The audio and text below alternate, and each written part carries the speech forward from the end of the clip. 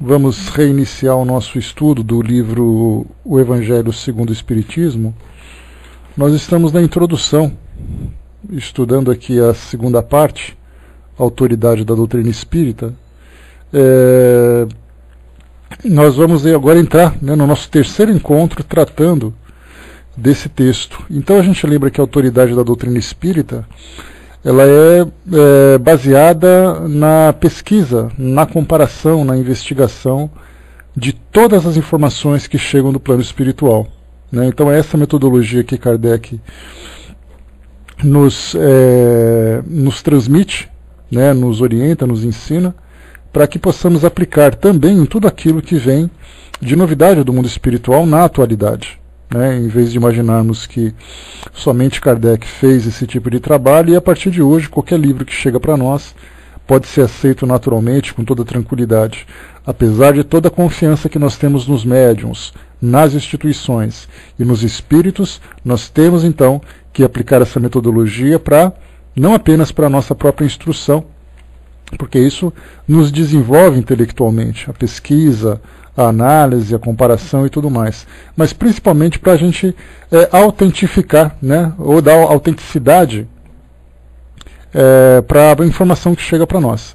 Então a gente vai continuar o texto a partir de agora, lembrando sempre que o que Kardec fazia era pegar uma informação e submeter à apreciação do seu grupo, analisando as informações que chegaram, informações que são semelhantes, de vários espíritos diferentes, através de médiuns diferentes, em locais diferentes, naquele mesmo período. Então sempre fazendo essa comparação, tirando ali a essência da informação. Lembrando que, como a gente comentou no nosso encontro anterior, que nessas pesquisas as respostas não vinham idênticas.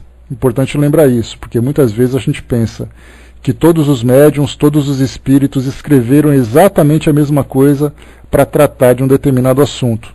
Ao contrário disso, cada espírito fala do seu jeito, cada espírito dá ali a sua visão, a sua opinião, o seu parecer a respeito de um determinado assunto. Então o trabalho de Kardec e dos colaboradores nessa tarefa era exatamente ler todas as respostas, analisar todo o conteúdo e retirar ali exatamente o ponto comum que havia entre todos eles.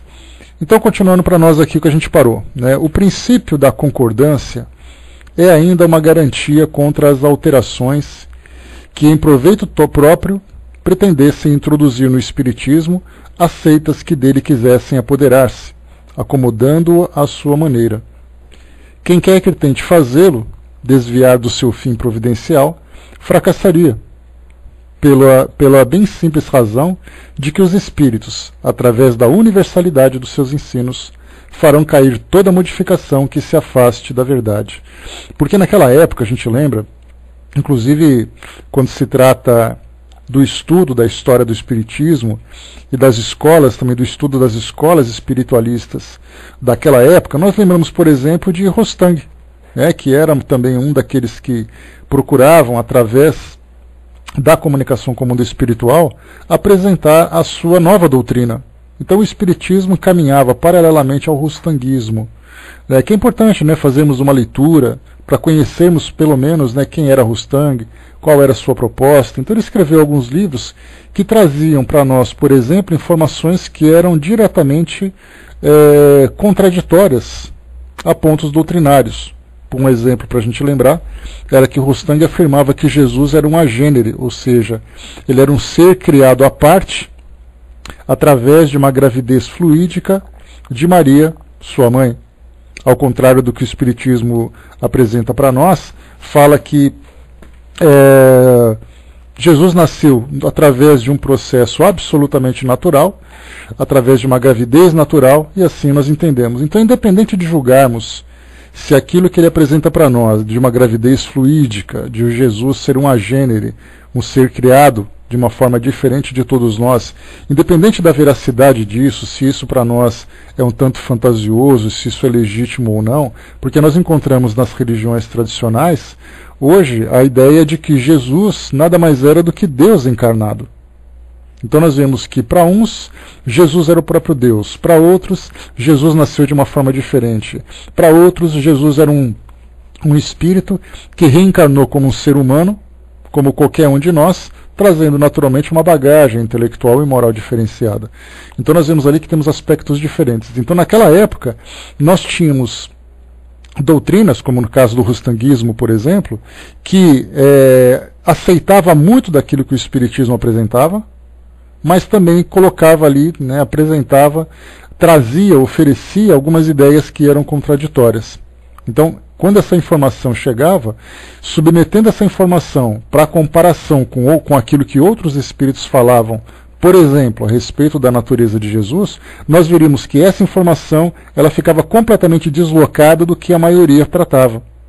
Então a gente via que esse método ele era simplesmente um método para fazer uma seleção natural, podemos dizer assim.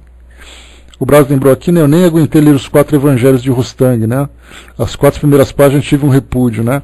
Olha, Braz, eu li resumo, eu confesso para você que eu não tive tempo de ler, porque nos momentos em que eu me dedicava para o estudo, era estudo da doutrina, né? Então, infelizmente, eu não tinha tempo de ler. Depois eu consegui encaixar uma ou outra informação que chegava, como eu falei para vocês, né? A Vânia me presenteou com livros que falavam sobre o islamismo, e eu estou doido para ler, mas eu simplesmente não tenho tempo de ler, né? Porque eu tenho que preparar o nosso estudo, tenho que preparar os nossos trabalhos e tudo mais. Se eu parar de fazer uma coisa, eu não consigo fazer a outra, né?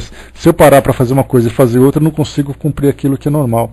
Então eu gosto muito dessas ideias, mas infelizmente eu não tenho tempo de estudar tudo. Mas esse é um exemplo que eu trouxe para vocês disso que Kardec acabou, né, de trazer para nós, que muitas vezes tentam inserir ideias que são absurdas dentro da visão que nós temos das leis naturais, mas ela é naturalmente excluída pelo processo que Kardec elaborou de fazer ali a opinião, a visão comum, a concordância dos espíritos a respeito desse tema. E continua. Resulta de tudo isso uma verdade capital, é que quem desejasse atravessar-se na corrente de ideias estabelecida e sancionada, poderia provocar uma pequena perturbação local e momentânea, mas jamais dominar o conjunto, mesmo no presente, quanto menos no futuro. Isso porque nós encontramos também, de lá para cá, nesses 150 anos, nós tivemos ali várias e várias situações, várias e várias experiências, várias e várias doutrinas, que também traziam novas ideias. Quantas religiões foram criadas nessas últimas 15 décadas, desde o lançamento do Espiritismo? Então, de lá para cá, nós tivemos seitas que foram criadas, novas religiões, nós tivemos ali novas descobertas dessas mesmas religiões. Então, tanto naquele presente, se por acaso surge uma informação, querem um exemplo disso? Vamos lá. No início do século XX, aproximadamente ali, né, em 1917, eu acho que foi em 17, nós tivemos a aparição de Fátima lá em Portugal, né? Então, tendo aquela aparição para os 3 pastores, depois trouxe aquela informação e tudo mais. Ali, a partir daquele momento, nós começamos então a observar na nossa sociedade uma peregrinação, uma adoração a Nossa Senhora, né, ou a Maria, ou a Aparecida, ou Nossa Senhora, como queiram, né, fazendo cultos, né, fazendo ali peregrinações, devoções e tudo mais. Depois de um certo tempo, nós ficamos sabendo que cartas foram escritas com revelações daquilo que poderia surgir do futuro, né, com relação ao destino da humanidade. Então essa seria uma das revelações. Quando surgiram essas cartas, ou quando surgiu essa carta com essas revelações, nós tivemos uma certa movimentação, uma certa agitação dentro do meio católico. E naturalmente para aqueles que acompanhavam aquilo que acontecia no meio católico, também sentiam essa certa aflição, essa certa agonia, viviam essa certa expectativa. E aí então nós perguntamos, muito bem, essa informação chegou, como é que nós podemos comprovar a sua veracidade? Será que todo esse apocalipse estava previsto nessas cartas? E aí então nós percebemos que com uma análise cuidadosa, nós começamos então a modificar a característica desse comunicado. que ele já não era tão apocalíptico como se imaginava.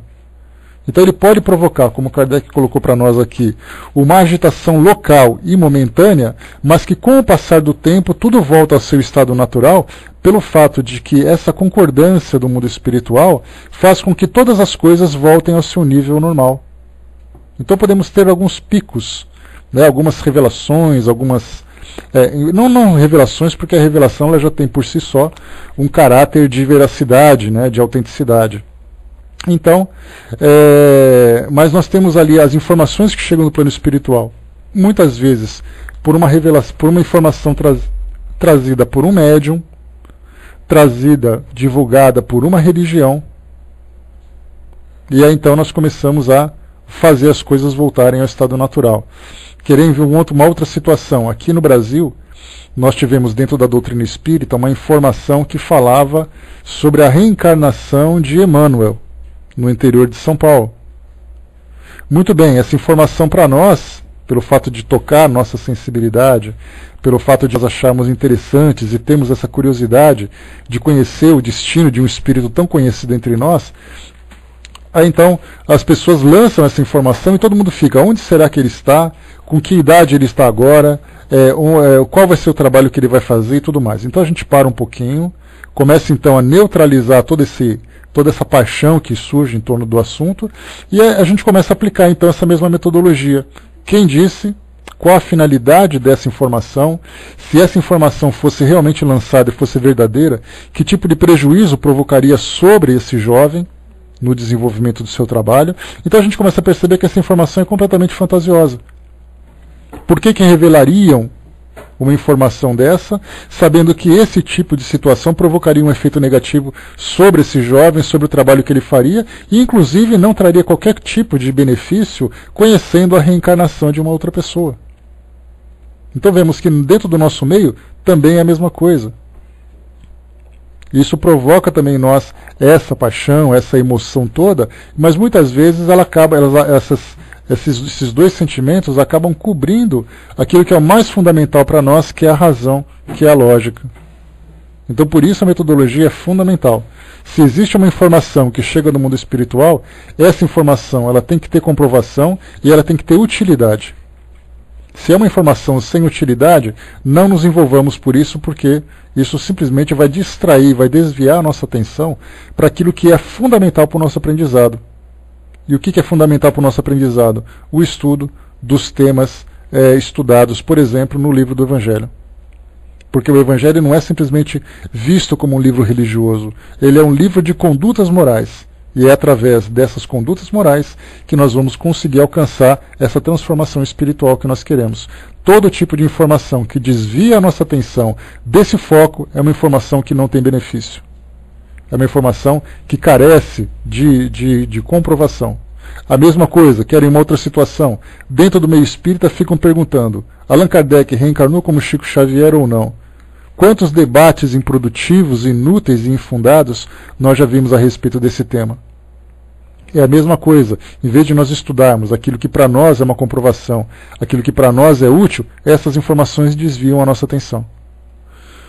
Fernando lembrou, né, se descobrissem onde ele está, estariam idolatrando ele, cobrando dele muitos compromissos. Até mesmo porque, Fernando, como eu falei para vocês, um espírito que reencarna, ele tem que viver o seu processo natural de evolução, passar pela sua infância, o seu estudo, o seu preparo, até que ele esteja maduro para isso. Se por acaso encontrasse um jovem nessa condição, imagina essa idolatria, essa procura, esse endeusamento todo, isso seria prejudicial, se fosse revelado, se fosse verdade. Tanto para esse jovem, que deixaria de viver a sua vida de uma forma natural, como para as pessoas que deixariam também de promover a sua própria evolução em função dessa peregrinação, dessa idolatria toda. Então nós vemos situações, muitas vezes, que provocam em nós essa agitação toda. E continua. Tá aqui. E resulta mais que as instruções dadas pelos espíritos sobre os pontos da doutrina ainda não esclarecidos, não teriam força de lei, enquanto permanecessem isolados, só devendo, por conseguinte, ser aceitas sobre todas as reservas a título de informações, Aqui é uma outra situação, um outro exemplo que nós podemos citar também.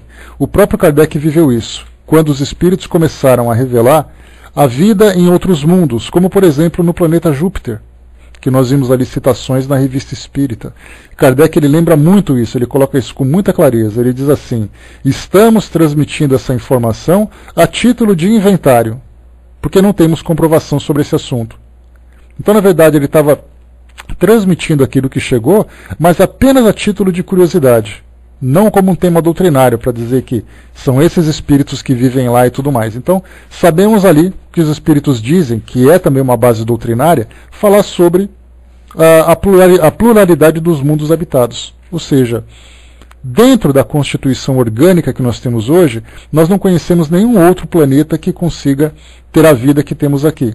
Na verdade, quando se fala sobre exobiologia, que é um tema da astronomia que procura vida em outros mundos, fora do nosso, quando se fala em vidas, tem uma palestra interessante sobre um cientista da Universidade de São Paulo que estuda, né, esse tema da exobiologia. E ele diz assim: muitas vezes a nossa preocupação é ficar encontrando vidas em outro planeta da forma como nós temos hoje, com naves espaciais, com seres caminhando, essas coisas todas. Mas, na verdade, o que a ciência faz hoje é procurar os seres unicelulares. Uma bactéria, qualquer ser que viva num ambiente aquoso, nas luas ou nos planetas que nós temos hoje. É por isso essa grande preocupação que a ciência tem de procurar água em outros mundos. Porque a nossa constituição biológica originou-se na água. Consequentemente, se há água em outros mundos, submersa, águas, por exemplo, abaixo de calotas polares, em planetas que têm ali a mesma distância e, consequentemente, a distância do Sol e, consequentemente, podem manter uma temperatura em que a água fique no seu estado líquido, a água pode ter vida, e essa vida é uma vida microscópica. Então, quando se fala assim, mas o que os cientistas buscam exatamente? Eles buscam uma bactéria, para dizer que há vida fora do nosso planeta. Esse é o ponto inicial. Se nós encontrarmos uma bactéria, nós podemos então evoluir a partir daí para encontrar vidas mais complexas, vidas mais desenvolvidas. Então, quando se trata de vidas biológicas, a nossa ciência não pode comprovar nada ainda. Mas quando se fala sobre vida espiritual, aí os espíritos são unânimes, dizer que não existe no nosso universo nenhum astro, nenhum globo, nenhuma estrutura que seja inútil, que seja improdutiva, e que o mundo espiritual utiliza isso, mas que nós não podemos hoje comprovar pelo fato de nós buscarmos apenas aquilo que para nós é material, para nós, né, e se encontra nessa nossa dimensão material. Então, quando Kardec falava sobre vida no planeta Júpiter, ele trouxe para nós a informação e ressaltou que essa informação era título de curiosidade, e não simplesmente imaginar que para nós qualquer informação que chega do mundo espiritual já é uma base doutrinária. Então ele não fala isso para nós, né? Vamos em frente. Nós vemos muito isso também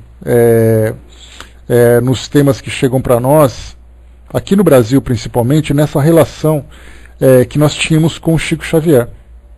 Então, na verdade, daquilo que ele falava, por exemplo, no Pinga Fogo ele falava sobre temas doutrinários, que era bem interessante, né? Para quem não conhece, não se lembra, o Pinga Fogo era o nome de um programa que passava na década de 70, de 1970, lá no seu início, que era um programa de entrevistas. Então eles tinham um convidado da área da cultura, da política, da ciência, e de qualquer área, e no caso o Chico Xavier foi ali falar sobre o espiritismo. E nós tivemos 2 programas, e esses 2 programas vocês podem encontrar no YouTube, colocar lá Pinga Fogo que vocês vão encontrar o programa completo. E ele então respondia a perguntas, né, uma bancada era preparada com vários entrevistadores que submetiam perguntas, aqueles que concordavam com o espiritismo e aqueles que não concordavam, mas na verdade não era um debate destrutivo, era apenas a título de conhecimento. Então, nesse programa, Chico falava sobre vários temas, mas dentro daquilo que a doutrina falava de modo genérico. Mas o que nós temos hoje, e isso é uma avalanche que surgiu de uns tempos para cá, desde o desencarne do Chico, que foi em 1994, foi isso, né? Foi quando o Brasil ganhou a Copa, ou foi 2002, eu não lembro qual Copa que foi, mas acho que foi em 94. Foi isso? Me ajudem aí, por favor, se eu tiver errado. 2002, tem certeza, embaixador? 2002, né? Obrigado. Então, tá vendo só? Concordância. O embaixador falou, o braço confirmou, então a gente acaba ficando ali na concordância, tá vendo só? Isso que é o controle universal dos ensinos dos participantes da JDE.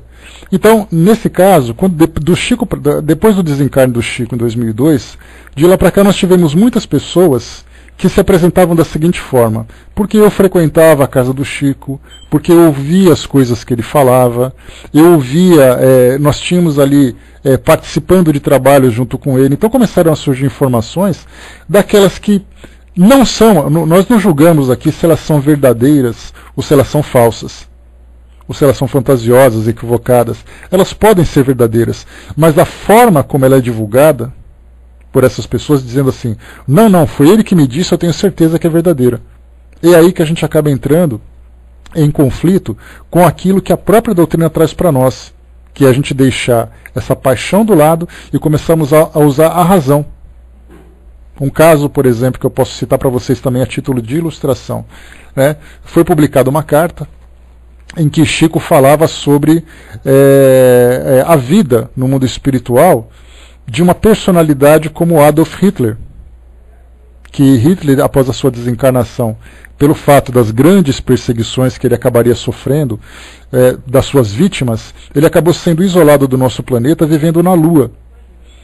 E, segundo a informação, Mahatma Gandhi teria se colocado à disposição para ajudá-lo nessa evolução, porque estando afastado do nosso planeta, das vibrações negativas que certamente o atingiriam, ele estaria em condições de se reconstituir. É uma informação belíssima, poética, romântica, pode ser verdadeira, mas a pergunta é, qual metodologia foi aplicada para comprovar esse fato?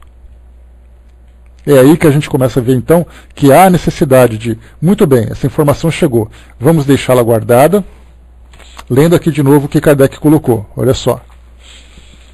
É esta confirmação que se deve esperar antes de apresentar um princípio como verdade absoluta, se não se quiser ser acusado de leviandade ou incredulidade irrefletida. Ou mais aqui, não li essa parte ainda, né? Foi aqui em cima que eu queria ler. As instruções dadas pelos espíritos sobre os pontos da doutrina ainda não esclarecidos não teriam força de lei, enquanto permanecessem isolados, só devendo, por conseguinte, ser aceitas sob reservas a título de informações. Então nós temos ali informações, nós temos informações que são interessantes, mas não podemos colocá-la na condição de temas doutrinários. Vamos lá. Né? O Elcio colocou para nós aqui, abração, Elcio. Bernard Carr, um professor de matemática e astronomia da Universidade de Queen Mary, em Londres, diz que a nossa consciência interage com outras dimensões. Além disso, o universo multidimensional que ele prevê tem uma estrutura hierárquica. Segundo ele, estamos na dimensão de mais baixo nível, o que, de certa forma, né, mudando um pouco a nossa linguagem, nós podemos dizer que a doutrina espírita fala sobre isso também. Fala sobre a evolução dos mundos, fala sobre a influência do mundo espiritual, fala sobre as diversas dimensões do mundo espiritual. Então, dentro dessa visão científica, nós temos essa visão doutrinária. Só que no caso dele, ele não teria como ter comprovação, já que a ciência não pode falar sobre essa questão das consciências e nem das dimensões. E para nós, o que nós temos é uma informação vinda como uma revelação, sustentada por esse princípio de comparação, por esse princípio de concordância dos espíritos, que para nós aceitamos como sendo uma fundamentação doutrinária. Mas aí vão dizer assim, mas isso a ciência também não comprova. E aí Kardec lembra, no livro que é o Espiritismo, ele diz assim, a ciência material só tem competência para tratar daquilo que diz respeito às leis do mundo material. Aquilo que trata do mundo espiritual, a ciência material não tem condições de acessar. E para isso nós temos que utilizar então uma outra metodologia, que é exatamente aí todo o cuidado com os veículos de comunicação, no caso dos canais mediúnicos, e da mesma forma também depois a autentificação das mensagens, das informações que chegam para nós. Então ele é muito taxativo nisso e a gente pode concordar com isso porque isso é lógico. Como é que a ciência material, que utiliza equipamentos eletrônicos, microscópios, comprovações em laboratório, podem falar do mundo espiritual que não pode ser percebido por nada disso, pelo menos por enquanto. Então cada um trabalhando no seu terreno. Assim como um físico não pode adentrar dentro da área da química, a nossa ciência terrena também não pode adentrar dentro da esfera espiritual. Continuando então.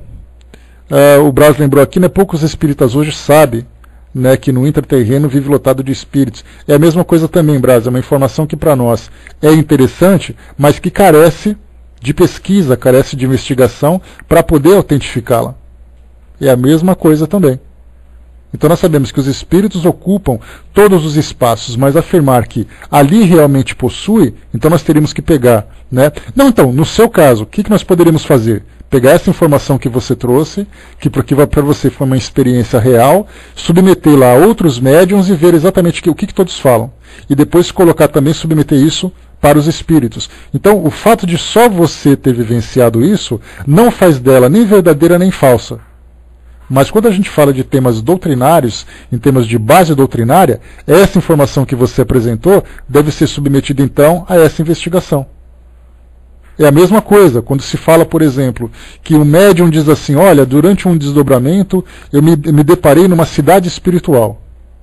Ótimo, não significa que essa cidade não exista, mas se nós queremos colocá-la como um tema doutrinário, vamos então submeter à apreciação e fazer com que ela se torne um fato pela concordância, e não simplesmente por uma experiência individual. Não falamos de uma crença pessoal, nós falamos de uma experiência individual. E é aí então que essa experiência tem que ser compartilhada com muitos para haver essa comprovação. A Silvia colocou isso, tem vida intraterrena. Na verdade nós falamos de regiões, tanto do mundo físico como do mundo espiritual, que pode ter espíritos. Por que não? É aí que a gente começa, então, a fazer essas pesquisas. Né? A Miriam lembrou, né, muitas verdades ainda passam pelas influências de nossas percepções, né, pelas limitações, pelos equívocos, até pelas nossas crenças pessoais. Muitas vezes nós recebemos uma informação, mas pelo fato da gente querer muito conhecer isso tudo, a gente vai colocando os nossos toques pessoais e acaba depois distorcendo aquilo que é verdadeiro. Né? Vamos lá, continuando aqui para nós. Daí a necessidade da maior prudência na sua publicação, e no caso de julgar-se que devem ser publicadas, só devem ser apresentadas como opiniões individuais, mais ou menos prováveis, mas tendo, em todo caso, necessidade de confirmação. Olha só, exatamente aquilo que a gente está falando. É essa confirmação que se deve esperar antes de se apresentar um princípio como verdade absoluta, se não se quiser ser acusado de leviandade ou de credulidade refletida. É aí que a gente pode pegar esse parágrafo e colocar exatamente, aplicar exatamente naquilo que o Braz trouxe para nós. De repente, uma experiência que ele vivenciou, um conhecimento que ele possui, dizer isso que é uma verdade absoluta dentro da doutrina. E nós sabemos que não é. Porque muita gente não fala a esse respeito, traz outras informações. Então, antes de negar, e é um cuidado que a gente tem que ter também dessa ideia de termos uma paixão muito forte por uma ideia da doutrina, como eu falei para vocês no encontro passado, né? Fora de Kardec não há salvação. Quer dizer então que se Kardec não fala num assunto, esse assunto não é verdadeiro? Não é isso. O que Kardec fala é: toda a informação deve ser submetida.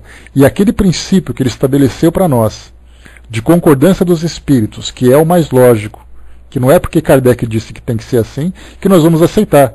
A gente vai concordar porque nós vemos que o método que ele utilizou, metodologia científica, de comprovação, de comparação, é realmente o método eficaz. Então o fato dele ter apresentado essa proposta, e essa proposta ter bom fundamento, ele fez isso, significa que outros também podem fazer. Então toda a informação que chega para nós, não vamos jogar fora por achar que ela é mais fantasiosa, menos fantasiosa, para aqueles que são mais agressivos é muito ridícula, é pouco ridícula. Não. Toda a informação, ela merece a nossa atenção. E isso faz parte de um princípio educativo, de um princípio de instrução para todos nós. Exato, tirar esse espírito do pé da letra. Temos que ver ali, muito bem, é assim que a coisa funciona? Tá, vamos ver isso de modo mais amplo. E aí a gente começa a analisar por outra perspectiva, por outros pontos de vista, para poder chegar nessa conclusão. A Fernanda lembrou aqui, o espírito só tem barreiras se ele não se desfaz de suas impressões carnais, sem dúvida.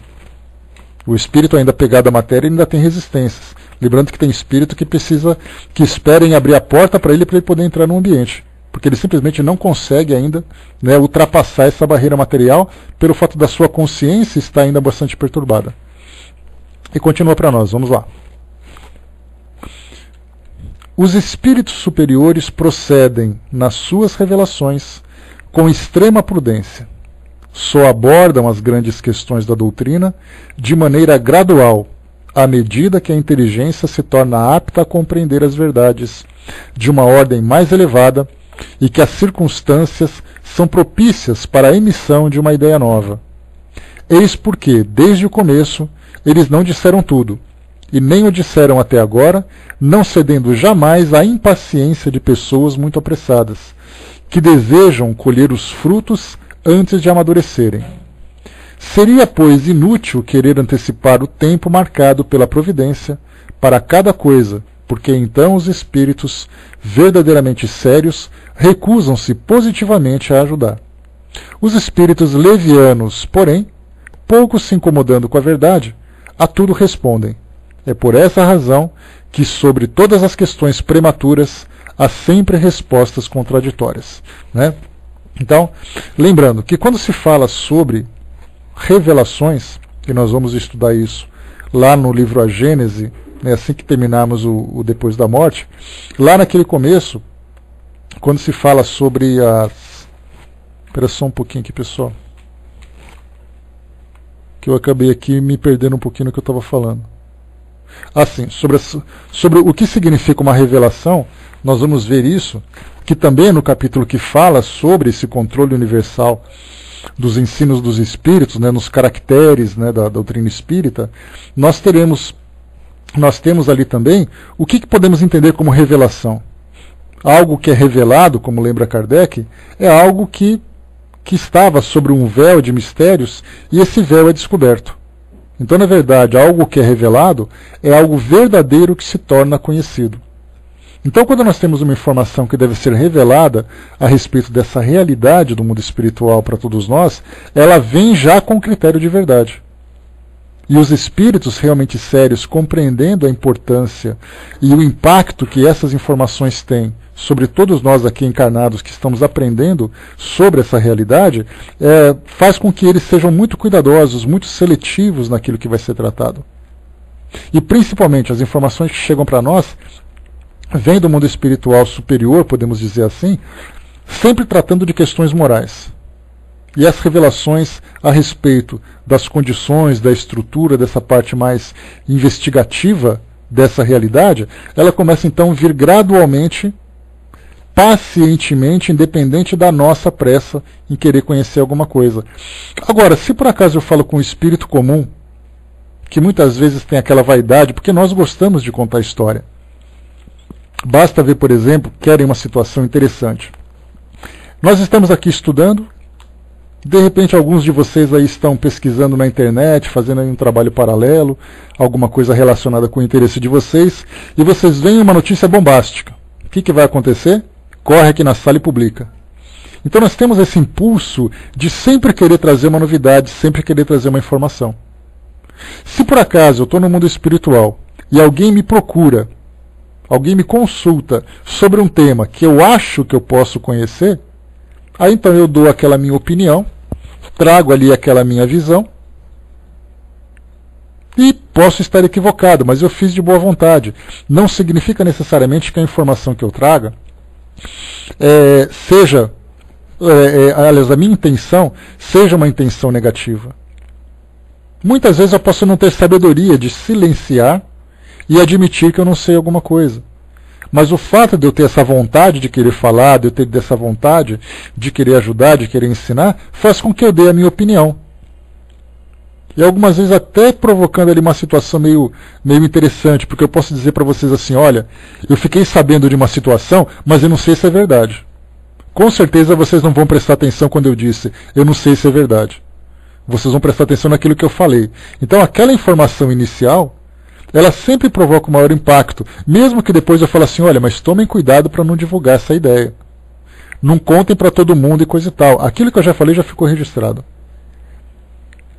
Então nós temos desde aquela situação em que há realmente, né, a intenção leviana do espírito de querer provocar, de querer aparecer, de querer provocar um impacto, de querer se mostrar como importante e tudo mais. Esses são os pseudo-sábios.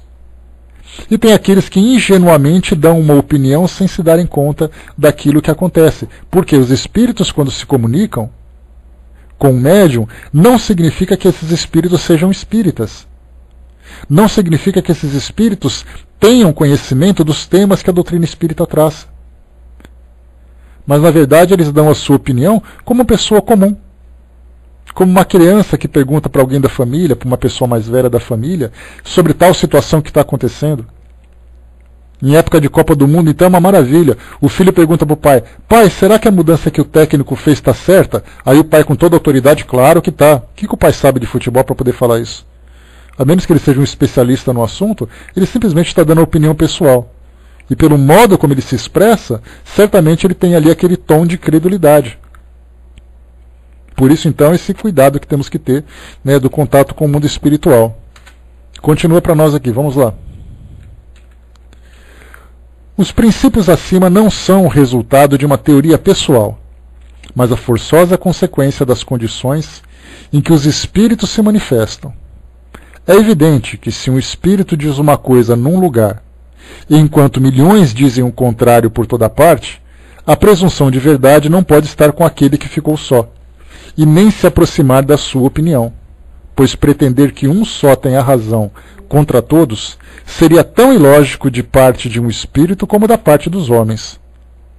Os espíritos verdadeiramente sábios, quando não se sentem suficientemente esclarecidos sobre uma questão, não a resolvem jamais de maneira absoluta.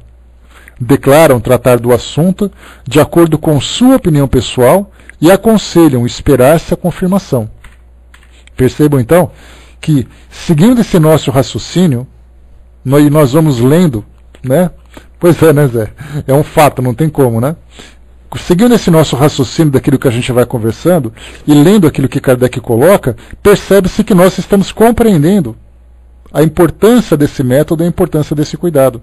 Nos tempos de hoje, principalmente, onde nós temos ali uma avalanche de publicações, uma avalanche de livros publicados sobre temas doutrinários, falando do mundo espiritual, falando sobre experiências dos espíritos, falando sobre, trazendo novas informações que até então eram desconhecidas. Tudo isso, então, que é mostrado para nós nessas obras, muitas vezes nós lemos, é uma história romântica, é uma história bem escrita, é uma trama muito bem desenvolvida, porque os espíritos têm essa preocupação de prender a nossa atenção, e a gente lembra aquilo que o Dr. Bezerra de Menezes comentou, através da Dona Ivone do Amaral Pereira, quando ele falava assim que foi necessário que os espíritos traçassem uma nova estratégia para aprendermos sobre o mundo espiritual. Porque por causa, lembrando sempre que ele fala, da nossa inércia mental, nós não conseguimos acompanhar aquilo que a codificação trouxe. Então foi necessário pelos espíritos romancear os ensinamentos. Olha só o que os espíritos fizeram. Primeiro trouxeram tudo isso elaborado com metodologia científica, com pesquisa, com organização. Só que aqui no Brasil, por exemplo, como eu já falei para vocês em outras vezes, em virtude do grau cultural do nosso país, em virtude da nossa cultura, de não ter esse instinto científico, filosófico, de termos uma cultura muito mais voltada para esse lado artístico. Então o que houve de necessário então? Que mudando de um ambiente iluminado pelo iluminismo, né? não deixando de lado, né, essa situação, porque o Kardec vivia numa época bastante peculiar na história da humanidade. O que a França fez durante a Revolução Francesa, lá no final do século XVIII, né, dia 14 de julho de 1879, que foi a marca da tomada da Bastilha, e a partir dali os grandes filósofos da humanidade que se encontravam na Cidade Luz, começaram então a trazer uma revolução. Aquilo que Kardec viveu, só para vocês entenderem a dimensão da coisa, o tamanho da coisa, aquilo que o iluminismo provocou na França fez com que praticamente todas as colônias da América entrassem num processo de independência, inclusive o Brasil. Começou pelos Estados Unidos também no final do século XVIII, depois no século XIX vários países ficaram independentes de suas capitais, de seus colonizadores. Tudo isso por causa da influência do iluminismo. Então a gente pode imaginar que a doutrina espírita, com as características que ela tinha na época de Kardec, eram características únicas. Provavelmente em nenhuma outra época da humanidade nós conseguiremos encontrar a doutrina da forma como ela foi vivida por Kardec naquela época. Então nós podemos imaginar assim, o que a humanidade era em termos de filosofia antes da Revolução Francesa e o que era ela depois da Revolução Francesa. E a doutrina espírita nasceu praticamente no meio da Revolução. Porque eram coisas ali de 50 anos, 60 anos. O que são 50, 60 anos na história da humanidade? Então, aquele momento foi único. E quando chegou aqui no Brasil, encontrou um país com um ecletismo religioso muito grande, com sincretismo religioso muito grande, com uma mistura de ideias e tudo mais. Então houve a necessidade de fazer com que a doutrina espírita mudasse a sua característica para poder se instalar aqui no Brasil, saindo daquele lado racional, filosófico, para entrar no lado espiritualizado, como o Brasil era. A França não era tão espiritualizada assim. O Brasil era. Com toda essa mistura, com essa facilidade que nós temos de acreditar no mundo espiritual. Então os espíritos mudaram a sua estratégia e começaram a trazer, de uma forma romanceada, a doutrina espírita para nós, os seus fundamentos. Só que junto com aquilo que os espíritos trazem, com informações bem fundamentadas, também vieram informações que eram fantasiosas. E a nossa pergunta é, como é que nós vamos diferenciar uma coisa da outra? É aí que entra, então, o nosso bom senso sustentado por essa autoridade que a doutrina espírita tem. Investigação, comparação, não fazer alarde com informações que são contraditórias, arquivarmos e esperarmos o momento de uma informação amadurecer. E não simplesmente, não, o espírito falou tal coisa, que interessante. Quer dizer, não é bem interessante. Na verdade, nós estamos nos deixando levar por essa paixão, que se por um lado é o nosso grande trunfo, acaba se tornando, na verdade, a nossa grande fraqueza.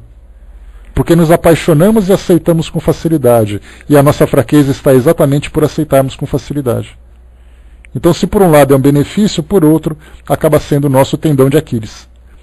O Brás colocou justamente no Brasil que o Evangelho segundo o Espiritismo veio ter seu valor respeitado.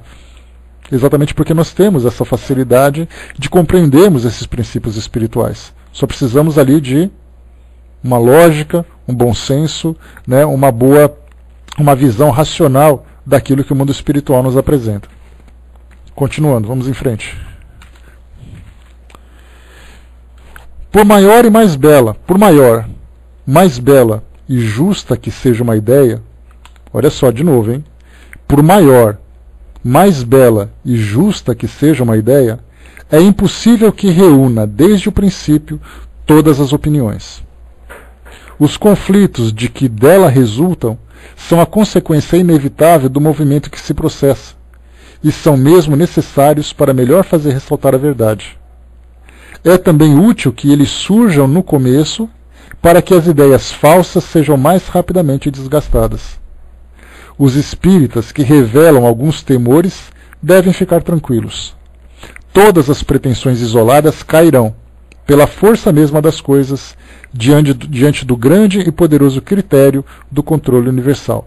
Então essas informações que chegam para nós, nessas publicações, informações equivocadas, informações fantasiosas, que falam de um mundo espiritual acima da realidade, que trazem tópicos observados no mundo espiritual, que não é aceito com naturalidade pela nossa razão, pelo nosso raciocínio.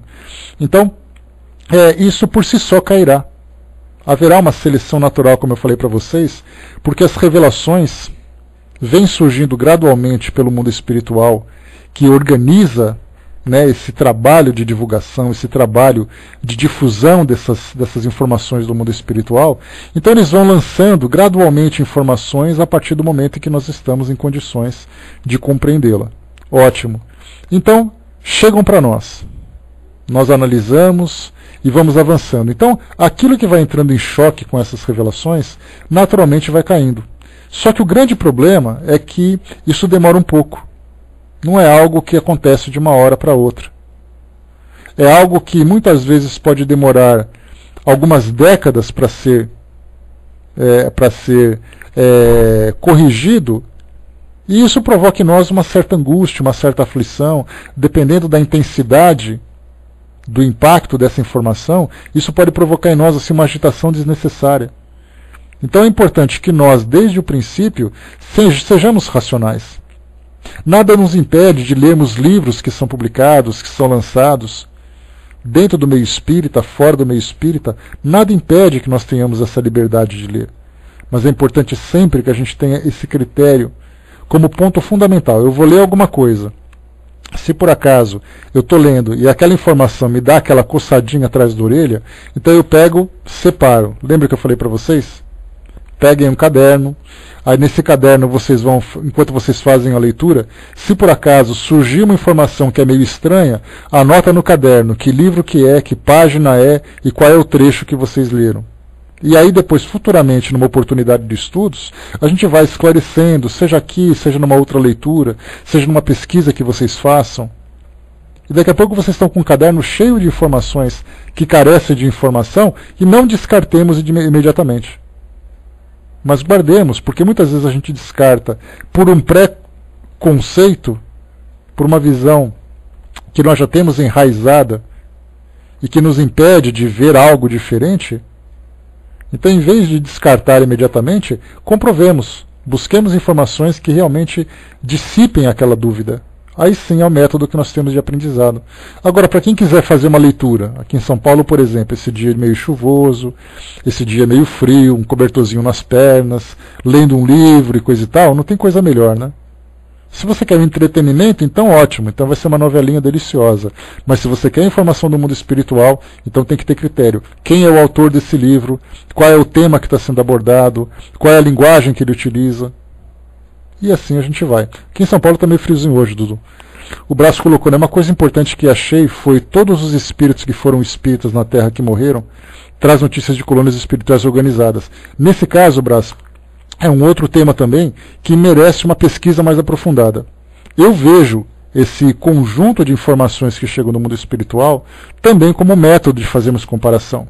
São vários espíritos que falam a mesma coisa sobre o mesmo assunto. Talvez algumas particularidades que são um pouco contraditórias. Então, na minha visão, isso para mim é o suficiente. Mas não é o suficiente como uma base doutrinária. Nós temos que fazer essa comparação, submeter isso a esse critério avaliativo, por maior que seja a nossa paixão.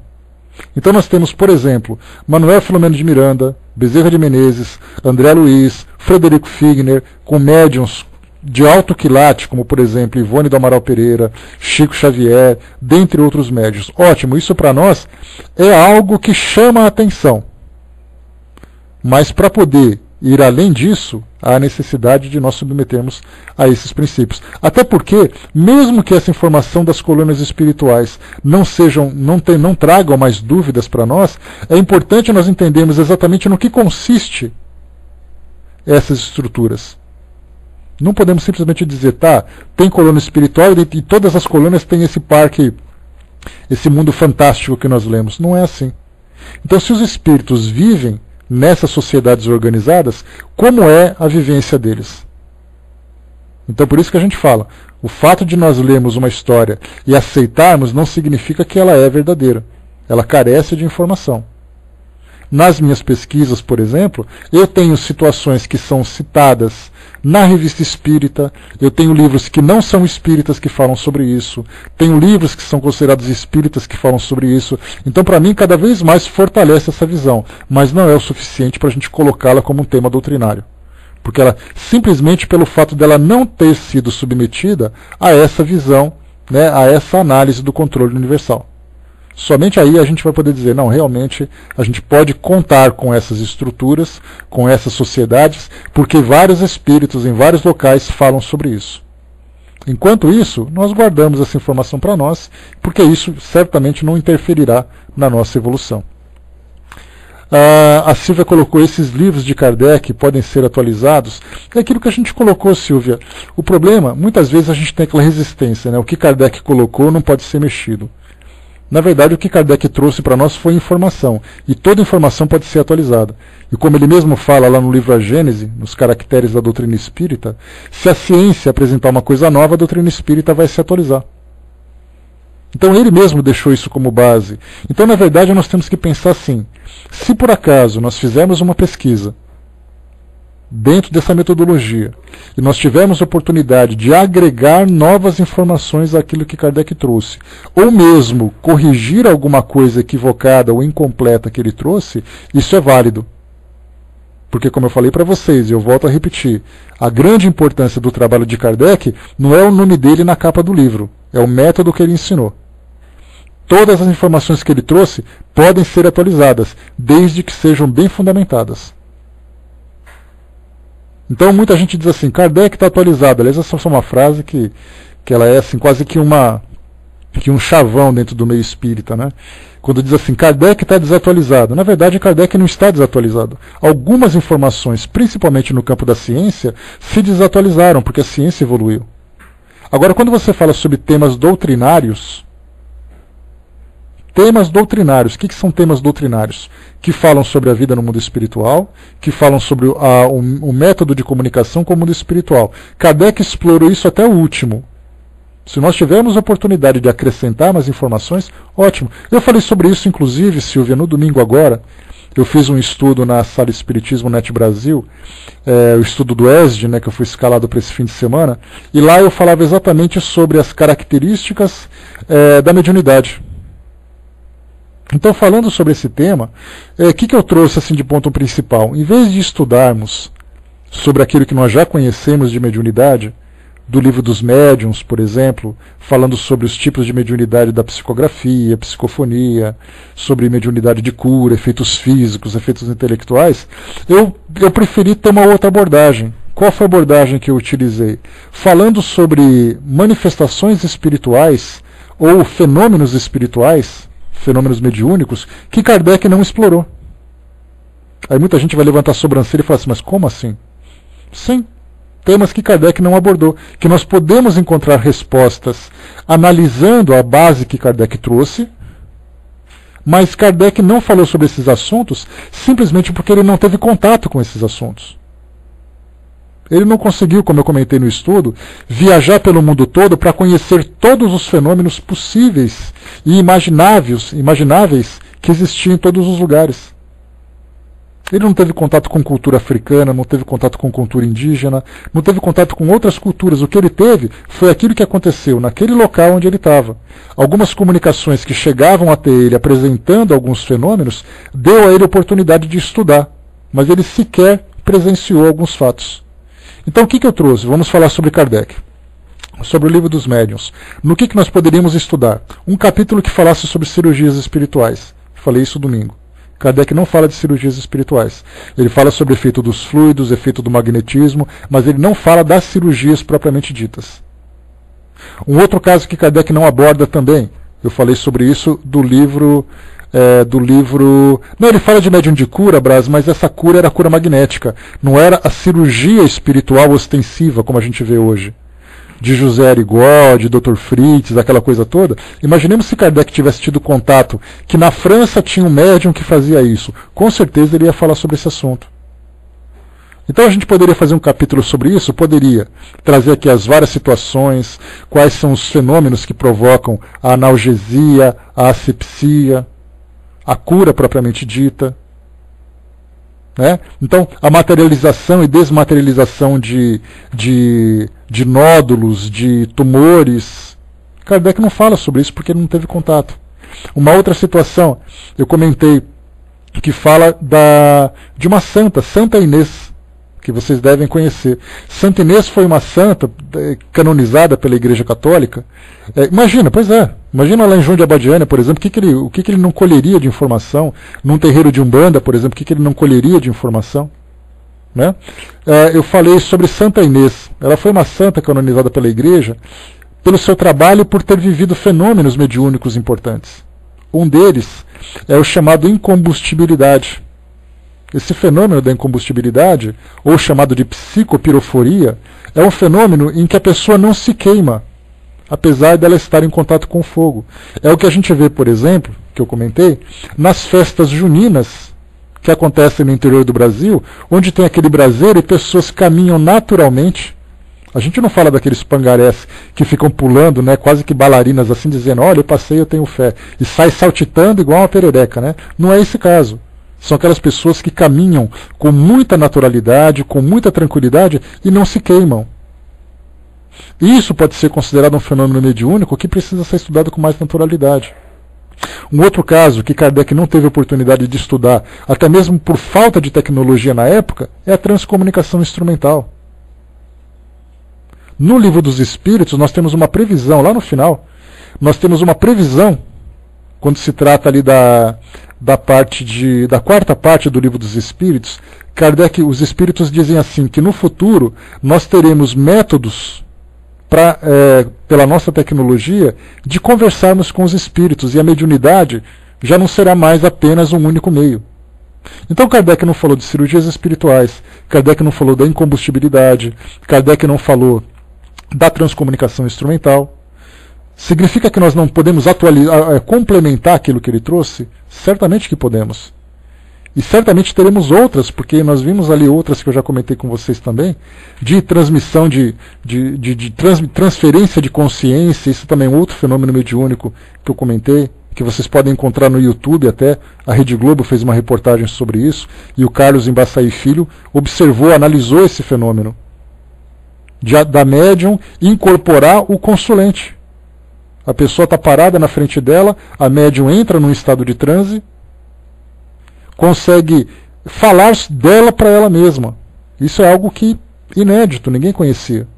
E quantos outros fenômenos nós temos aqui pelo mundo afora que Kardec não teve oportunidade de estudar?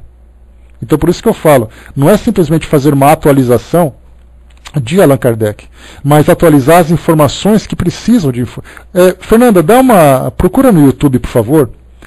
Coloca assim, Globo Repórter Carlos Embaçaí. Aí você vai assistir um vídeo que mostra isso, aí você vai entender melhor. Eu não consegui me expressar de um modo correto porque eu estou correndo com a informação, né, mas vocês vão conseguir assistir esse vídeo. Depois eu posso até postar lá no nosso grupo no Facebook e vocês vejam depois. Carlos Embaçaí. Tá? Coloque esse nome que você vai encontrar lá essa reportagem. A Miriam colocou, afirmar que Kardec está ultrapassado é dizer que a doutrina é kardecista, né? Já que ele já desencarnou, não teria o mesmo como atualizar teorias pessoais. No entanto, ele mesmo deixou claro que, na medida que a ciência atualizasse, as informações deveríamos observá-las e estudá-las. É exatamente isso aí, com Y no final, com HY no final. Mas coloque esse nome mesmo que você vai encontrar fácil. Tá? Então é exatamente isso que a Miriam colocou. Essa ideia que nós temos de que quer dizer então que eu não posso atualizar a opinião de Kardec? Se eu quiser manter a opinião dele, eu mantenho. Agora, em termos doutrinário, se por acaso eu tiver possibilidade de agregar informações, de corrigir informações através desse método que nós estamos estudando aqui, por que não?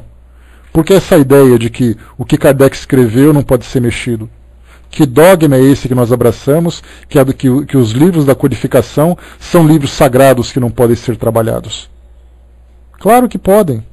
Nós só precisamos ter, né, o bom senso e o cuidado para poder trabalhar com essas informações. Vamos em frente aqui para a gente acabar esse tópico. Falta pouquinha coisa aqui, deixa eu ver. Isso, faltam 3 parágrafos aqui, rapidinho. Deixa eu ver aqui. Tá. Não será pela opinião de um homem que se produzirá a união, mas pela unanimidade da voz dos espíritos. Não será um homem, e muito menos nós que qualquer outro, que fundará a ortodoxia espírita. Olha o que Kardec fala aqui, exatamente o que a gente conversou agora. nem será tampouco um espírito vindo impor-se a quem quer que seja. É a universalidade dos espíritos comunicando-se sobre toda a terra, por ordem de Deus. Este é o caráter essencial da doutrina espírita. Nisso está a sua força e a sua autoridade. Deus quis que a sua lei fosse assentada sobre uma base inabalável, e foi por isso que não a fez repousar sobre a cabeça frágil de um só.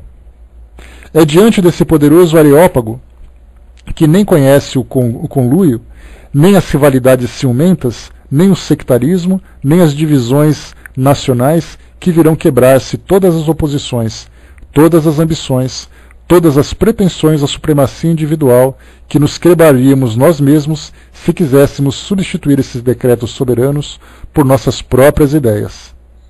Será ele somente que resolverá todas as questões litigiosas, que fará calar as dissidências e dará falta ou razão a quem de direito.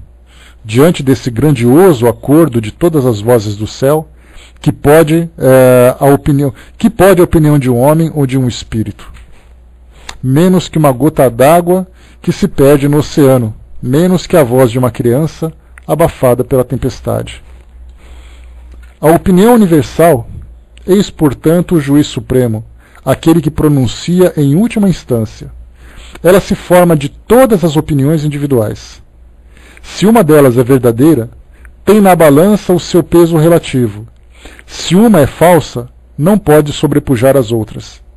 Nesse imenso concurso, as individualidades desaparecem, e eis aí um novo revés para o orgulho humano. Esse conjunto harmonioso já se esboça. Portanto, este século não passará antes que ele brilhe em todo o seu esplendor, de maneira a resolver todas as incertezas, porque daqui para adiante vozes poderosas terão recebido a missão de se fazerem ouvir, para reunir os homens sob a mesma bandeira, uma vez que o campo esteja suficientemente preparado. Enquanto isso, aquele que flutuar entre dois sistemas opostos poderá observar em que sentido se forma a opinião geral. É o indício seguro do sentido em que se pronuncia a maioria dos espíritos, dos diversos pontos sobre os quais se comunicam. É um sinal não menos seguro de qual dos dois sistemas predominará. Então está aqui o capítulo que Kardec traz para nós a respeito do controle universal. E nós vamos estudar mais sobre ele ainda, falando sobre o livro A Gênese, lá no comecinho. Falta pouco, né? O livro dos Espíritos, o livro Depois da Morte, nós devemos acabá-lo talvez daqui 1 mês, 2 meses mais ou menos. E aí depois nós entramos nessa parte e vamos rever de uma forma mais profunda essa parte da característica da doutrina espírita.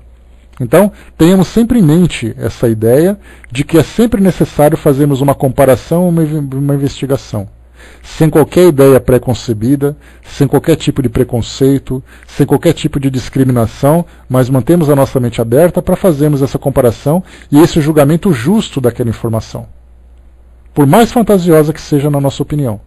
Porque Kardec, no início, também era tido como fantasioso no momento em que ele lançou a doutrina espírita. E hoje as informações que chegam, que são complementares, elas também são vistas dessa forma. Para a gente fazer uma comparação a respeito do que é a doutrina espírita comparada com a ciência, nós podemos dizer o seguinte, que aquilo que Kardec trouxe em termos de base doutrinária é mais ou menos aquilo que a física clássica trouxe para nós. Então, lá dos séculos XVI para frente, nós tivemos ali vários cientistas que começaram a apresentar lei da gravidade, lei da mecânica, da termodinâmica, lei das ondulações, várias leis, que nós estudamos isso na escola naturalmente. Então, esses cientistas trouxeram essas informações. E quando se fala sobre ótica, sobre a parte da temperatura, da cinética e outras, a ciência hoje não tem por que desmentir. De dizer assim, olha, aquilo que, por exemplo, Thomas Edison trouxe a respeito da eletricidade, a respeito da lei da gravidade, aquilo pode ser mudado, porque hoje a ciência descobriu uma coisa nova. A gente vê que não é coisa nova. aquilo que foi descoberto por esses cientistas e que a ciência tanto comprovou, tanto analisou, já não tem mais por que ser desmentida. O que nós podemos fazer é aprofundar essa informação que chega agora de novas descobertas para complementar aquilo que a física clássica já trouxe. Como, por exemplo, hoje nós temos física quântica, hoje nós temos novos estados de matéria, hoje nós temos a própria astrofísica estudando uma nova estrutura do universo, matéria escura. Einstein trouxe também ali na parte da física teórica, lei da relatividade. Então a gente vê que aquilo que foi descoberto nos séculos anteriores formaram uma base. A partir dessa base, novas informações chegaram, não para desmentir, mas para complementar. A doutrina espírita, ela vive o mesmo processo. Kardec conseguiu, com os espíritos dos mais altos quilates, conseguiu, através dessa metodologia lógica e muito justa, fazer com que essa base se formasse para que sobre ela viessem novas informações. Então hoje, mesmo que nós quiséssemos, se tentássemos desmentir aquilo que Kardec teria feito, ou pelo menos corrigir a muitas coisas do que ele trouxe, nós teríamos dificuldade. Porque a base ela foi formada de um modo tão sólido que provavelmente nós não vamos conseguir encontrar nada de errado. Salvo um ponto ou outro que mereceria correção, como o próprio Kardec fez no caso, que nós já vimos, do caso de possessão. Que ele trouxe uma visão inicial que os espíritos disseram que não havia possessão e que depois, alguns anos depois, ele comprovou que a possessão existia. Então ele mesmo corrigiu o que ele trouxe. Então nós poderíamos encontrar assim, um ponto ou outro que mereceria assim, uma nova interpretação, ou um acréscimo de informação, uma ligeira correção, mas a base ela é muito sólida. Mesmo que nós fizéssemos tudo aquilo que ele fez, nós teríamos as mesmas respostas que ele trouxe. Agora, informações que ele não teve a oportunidade de abordar pelo tempo, pela limitação que ele teve, certamente nós podemos complementar e muito, porque nós estamos 1,5 séculos à frente daquilo que ele fez. E certamente nós temos muita coisa para mostrar, muita coisa para analisar. Então, isso é exatamente o que a doutrina espírita proporciona para nós. Essa segurança de você dizer assim, olha, eu estudo tal coisa, eu acredito tal coisa, não é simplesmente porque ela é bonitinha, porque ela é romântica, porque ela me conforta. Eu acredito porque ela é sólida. Porque a forma como ela veio é uma forma que me dá segurança. Eu não acredito em alguma coisa por uma questão de fé. Eu acredito em alguma coisa por uma questão de lógica. Mesmo que muitas vezes dependa da minha fé, mas é uma fé racional. E esse é o princípio fundamental que a doutrina espírita tem. Vamos em frente, então, acabar por aqui o nosso estudo de hoje. Né? Esse caso da possessão ele é interessante, Hermes, a gente vai conseguir estudá-lo mais profundamente na Revista Espírita. E também depois no livro A Gênese. Pois é, mas exatamente, os dois corpos não podem ocupar, exatamente porque o espírito do encarnado, ele se desvincula do corpo para que o espírito do desencarnado tome conta. Ele fica numa condição paralela. Os dois espíritos não ficam no mesmo corpo, por isso que é a possessão. Kardec fala sobre isso então, estudando. Lá nos Possessos de Mosine, ele se afasta, isso. Inclusive Kardec fazendo uma entrevista com uma pessoa que vivia a possessão, ela fazia o seguinte, que depois, né, durante ali o momento de possessão, o espírito era um espírito amigo, não era porque quando se fala em possessão, a primeira coisa que vem à nossa mente são esses filmes de Hollywood que mostram essas possessões demoníacas, né? Esses são casos de possessão também, que a igreja vê como possessão demoníaca, mas na verdade é um processo não de obsessão mais, mas de possessão realmente, que Kardec inclusive traz uma situação na Revista Espírita, mas nós temos casos de possessão de espíritos que são espíritos amigos, que assumem o corpo físico do encarnado para fazer um trabalho benéfico. E aí então o espírito se manifesta de uma forma interessante, né? Falando sobre o que ele sente, onde está o espírito da pessoa que é proprietária daquele corpo e coisa e tal. Então a possessão, diferentemente da obsessão, ou da influência espiritual da incorporação, como nós entendemos, né? Isso, pois é, mas foi a análise que ele fez. Ele entrevistou, ele viu a situação, entrevistou os espíritos sobre isso e chegou a essa conclusão. Porque para nós realmente é difícil imaginar. Porque o espírito ele não se desliga, mas ele se afasta do seu corpo físico E no momento em que ele se afasta, outro espírito vem e toma conta. E esse é um caso de possessão. Tá? Mas a gente vai estudar sobre isso no momento oportuno, né, para tratar desse tema depois. Né?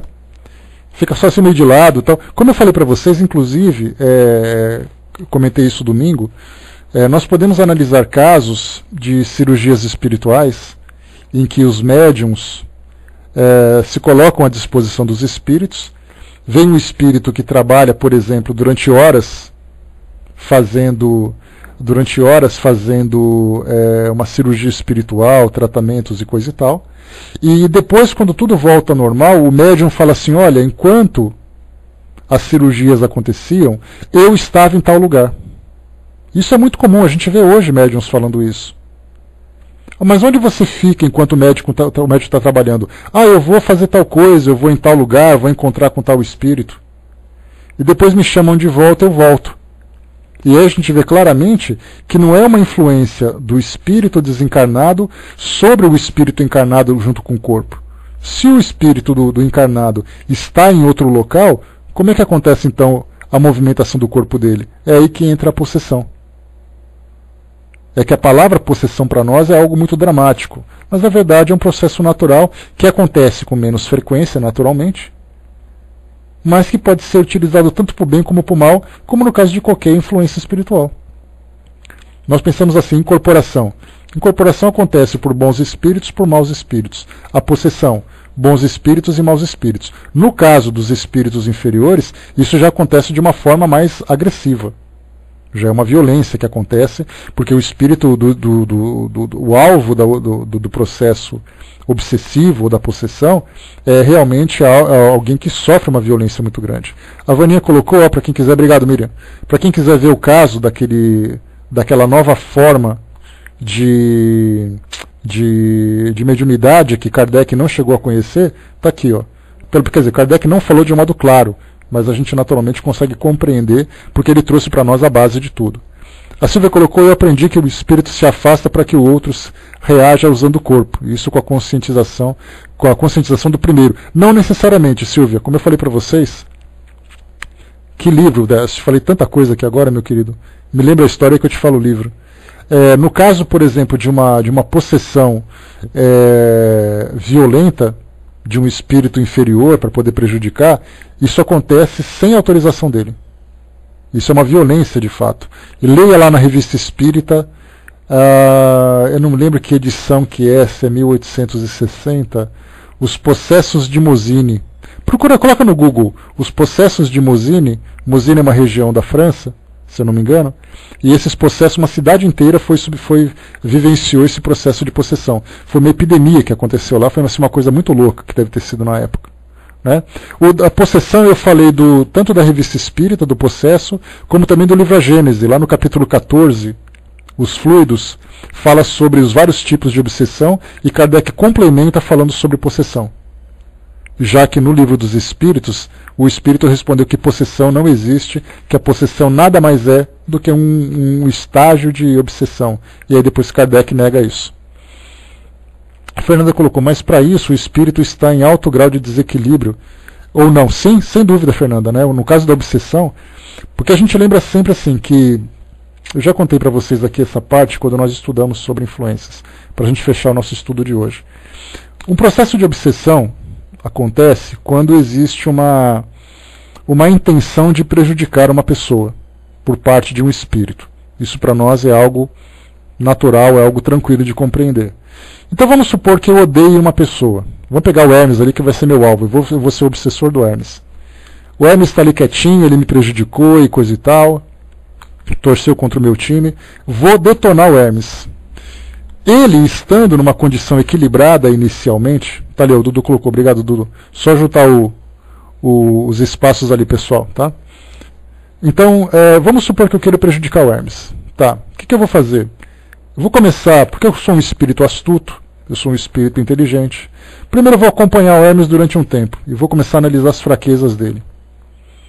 Aí eu começo então a influenciá-lo. Inicialmente ele está feliz da vida, está de bem com a vida, frequenta lá o Bezerra de Menezes, está trabalhando direitinho e coisa e tal. Aí eu começo, antes, se eu pudesse, eu faria com que ele desencarnasse naquele momento.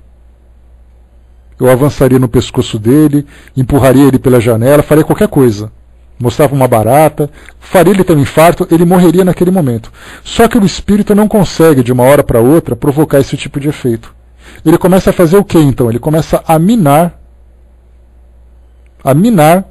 as energias daquela pessoa. Então ele começa a provocar primeiro com uma influência simples, que é o método mais fácil.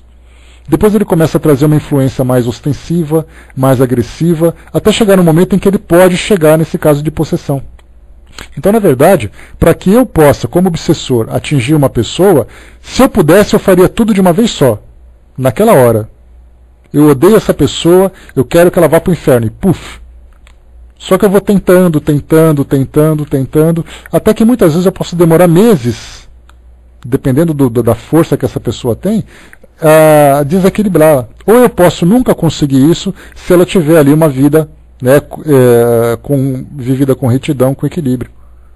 Então, na verdade, nós vemos assim que a possessão acontece sem dúvida, nesse caso de mais perturbação, quando o encarnado se encontra num grau de desequilíbrio muito grande.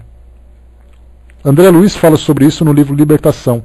Tem uma palestra, deixa eu pegar aqui para vocês agora, só um instantinho que eu já... que assim vocês já satisfazem essa ideia também. Nós vemos possessão, por exemplo, no caso do suicídio. Muitas pessoas cometem suicídio. Na nossa visão, nós vemos uma pessoa doente que cometeu suicídio. Na visão espiritual, nós temos muitas vezes, porque Kardec fala sobre isso, uma jovem que quase se joga na fogueira. Se ela não fosse segura, ela se lançaria na fogueira. E, na verdade, descobriram que não era ela que estava se jogando na fogueira, era o espírito, num processo de possessão, que estava lançando o corpo dela contra a fogueira. Né? Então a gente vê que na Revista Espírita tem essas histórias, tem esses fatos, esses eventos que Kardec analisou. Né? Deixa eu pegar aqui rapidamente. Ele é uma palestra muito interessante que eu tive a oportunidade de gravar aqui no Paul Talk, que foi transmitida lá pela Federação Espírita de Goiás. A palestra é... Cadê? Está aqui, ó. Com Jackson Trovão, chamado Formas Pensamento. Ele vai falar exatamente sobre essa ideia de nós criarmos essas imagens, principalmente devido à influência negativa. Está aqui, ó. Tá? Leonardo colocou, né? Até eu não acredito, né? Até eu presenciei pessoalmente essas forças malignas em ação, né? Eu estava na cozinha da casa de uma mulher, o ambiente gelou dramaticamente, né? Até hoje pesquiso esse fato, como o espírito consegue gelar o local, né? Naquele dia estava um verão quentíssimo aqui no interior paulista. Você sabe, ô Leonardo, que é muito comum, principalmente naqueles grupos que fazem estudos de manifestações espirituais, caçadores de fantasmas, essas coisas todas, eles relatam o seguinte no momento em que o espírito se manifesta. Primeiro, há uma mudança no campo magnético. Por isso eles usam instrumentos que fazem medição de campos magnéticos. Tá? Então eles têm aqueles equipamentos que mostram essas oscilações. Segundo, eles usam termômetro, porque eles percebem que existe uma baixa de temperatura. A gente vê isso naquele filme O Sexto Sentido, quando o garotinho está ali no banheiro e de repente ele solta aquele ar gelado da boca e sente o frio.